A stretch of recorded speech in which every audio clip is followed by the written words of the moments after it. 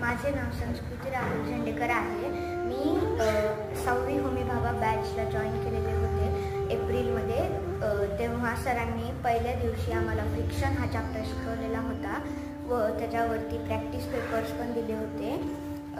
आम्ही आता आमचा पूर्ण सिलेबस संपलेला आहे, तर सध्या आम्ही आता 11 पेपर घेणार आहोत ग्रँड टेस्टचे। आमचे ग्रँड टेस्ट देखील झालेले आहेत व सरांनी आम्हाला प्रॅक्टिकल वाईज देखील खूप चांगले शिकवलेले आहे। सरांनी आम्हाला मोशनचा बेस्ट एक्झाम्पल, सर्क्युलर मोशनचा बेस्ट एक्झाम्पल दिलेला होता।